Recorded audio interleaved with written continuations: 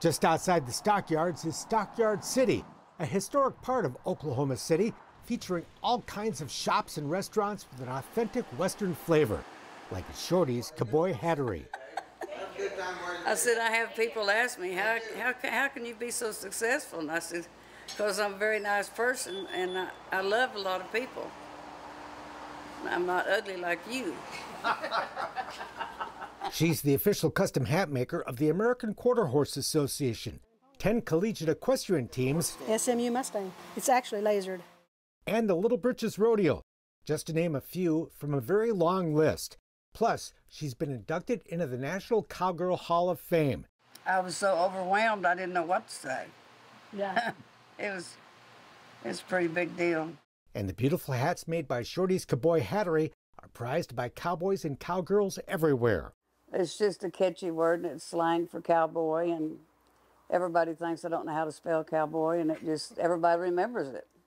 The former rodeo cowgirl has long loved cowboy hats, but knew little about making them when she first opened for business back in 1990.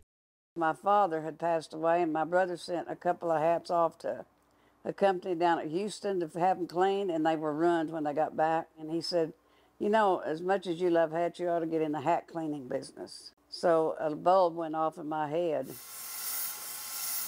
A friend was seeing a custom hat maker in Oklahoma City, also named Shorty. Shorty tagged along to discover the business was being sold the following Monday at 10 a.m. I said, well, if he doesn't show, can I buy? And he said, absolutely. So I was there at 9:30 with my check in hand, pacing the floor.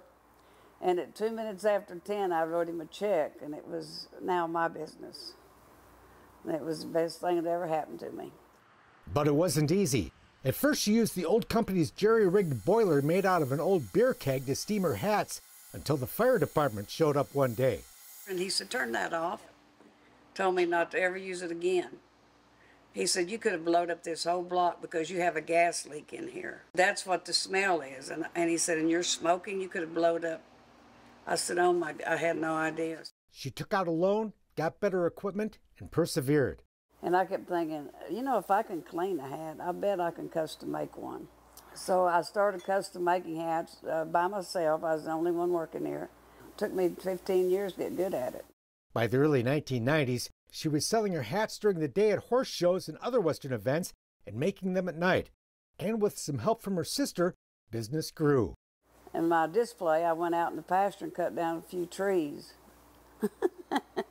And that was my display. And my sister would wrap serape blankets through them, and we'd put little lights on them. It was really pretty cool looking, very unique.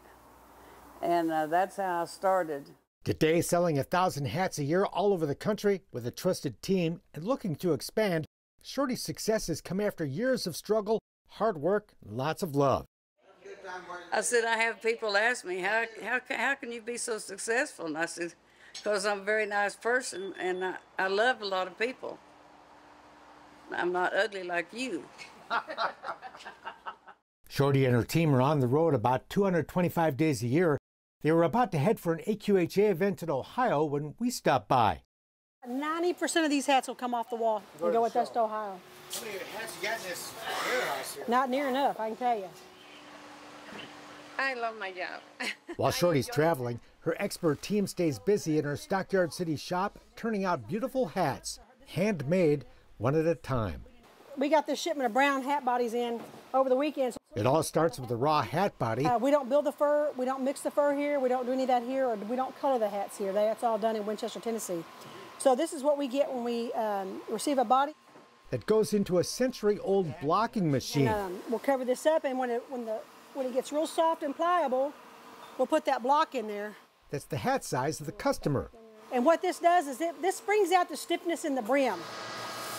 That head next goes on an antique but very effective machine that irons the crown of the hat. And the crown iron machine brings out the stiffness in the crown. And the blocking machine is to bring the stiffness out in the brim. After drying overnight, the hat is then sanded by hand. Because if you look here real close, see how hairy it is? So that we're doing the finish work to it now. Hats come in a range of quality. 100X pure beaver is the best and most expensive. Shorty believes it's that handmade touch that sets her hats apart from the rest. Now we got to shape it. Custom made for, this is for J.T. Haynes. And I think that's what it is. It makes my hats look different than anybody else's. And then I am very particular about the liner I put in them, the sweatbands I use, the hat bands that I make, and the buckle sets that I buy. All that's important because that's the look of the hat. And when you buy a hat from Shorty, you're not just a customer, you become part of the family. When I sell a hat, it's not for the money. It's for the connection and the love that goes into the hat. And then you become my family. If you're nice, you have to be nice. Every day I love it. I really love traveling on the road, and I'm meeting all new people. And it's like Shorty has said in the past, you know, people don't just come in and buy a hat and they go out the door like you would. They keep coming back, which is kind of cool because they'll come back and visit, and they just like become part of our family. One family member who's never forgotten is Shorty's beloved sister Shirley, whose pink hat has been displayed in the store ever since she died from breast cancer in 2004, a disease Shorty herself has suffered and survived. And a lady walked in my shop and saw that I kind of had a little memorial thing because I just lost my sister. She said, well, what is this? And I told her what it was, and she happened to work for the cancer center there in Oklahoma City. That led to the formation of both the Shirley Bowman Nutrition Clinic and Rain and Cancer, a volunteer group that's raised more than $1 million to help cancer patients in the horse industry. We've done a lot of fundraisers, and I had a lot of friends that I was just blessed. They just were so kind to give, and it's all about love, honey. That's the truth. Everybody says, how come you're so successful? I don't get it. I said, I'm nice and you're not. There lies the difference.